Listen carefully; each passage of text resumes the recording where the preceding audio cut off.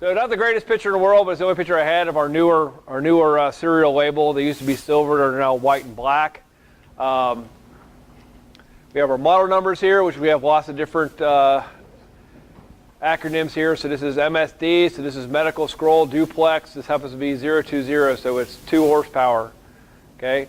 Other numbers we're going to have is going to be voltage, tank size, and then some other engineering numbers on there. So there we have our awesome serial information. So almost all our units have an H in front. H is for Harrison, which is where we are now. You can see an L in there, which is for Litchfield, Kentucky.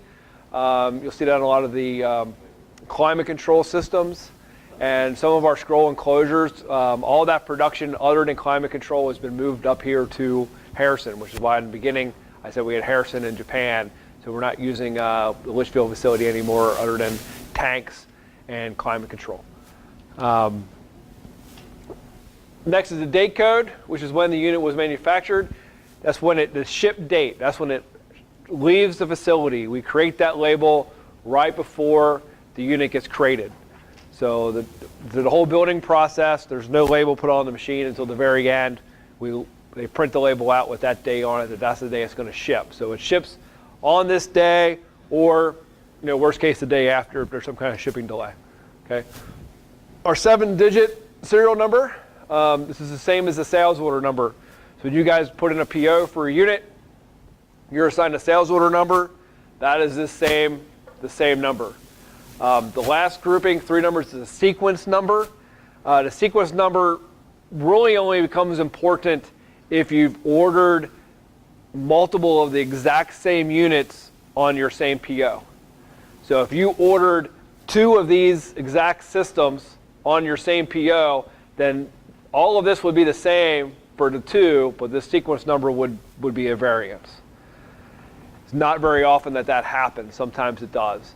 But for the most part, if you're calling me for technical support, I just need the 7 digits. Okay, 7 digits, I should be able to find almost anything on the unit. If we don't have the 7 digits, or depending on the build, the other thing I would need is the model number and the date. And then I can go back and look up everything that was used to build that unit at that time. So if you're going to give me anything, give me the 7-digit number. And if you can't give me that, then I need the model and the build date. The reason for that is there's lots of variance in builds over the years. So if your unit's 10 years old, or if it was built 2 weeks ago, there's different components. And you're requesting me to be completely accurate with the part numbers I'm giving you and telling you how the unit was built. I can't be accurate if I don't know exactly when it was from. Now I can tell the model and serial number based on or model and date based on the serial number, but I can't tell you the serial number based on the model and the date. But I can tell you how we built it and what we built it with the date. Okay. But if there's anything special, I wouldn't know without the 7 digits. Okay. Locations on the unit, on the tank, on the right-hand side, on our control panels, bottom center. Also on the upper corner of the control panels, or down here on the bottom. They've moved these around. This should be the new standard location, is the bottom center. Some of the panels in the last few years is going to be on this top corner up here, but everything new coming out should be down here in the center. Our single enclosures is down here by the plug. Okay, and on our tank mounts, it should be on the control panel. And if we didn't include a starter control box with it, it's going to be on the tank. Okay, so these are Bush O2 pumps, yes. Yeah. All of our vacuum pumps is a standard. We use Bush for lubricated and claw vacuum. Unless it's specified for oilless rotary vane, we would use Becker. And we can also use Richley, but it depends on the size. Sometimes if it's a vacuum tank mount, we may have to use a Richley pump because it fits better than a Bush on a tank. But for the most part, 90+% of our vacuum systems are going to have Bush pumps on them. Okay.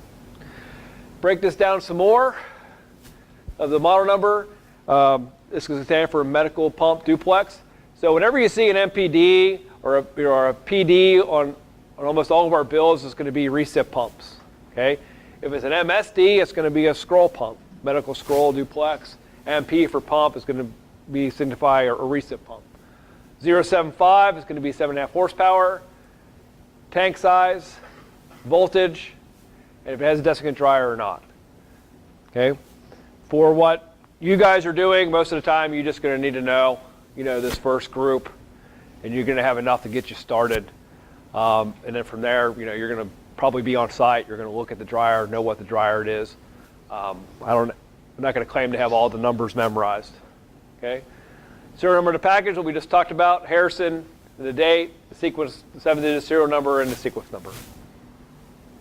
Okay? So, any questions on identification?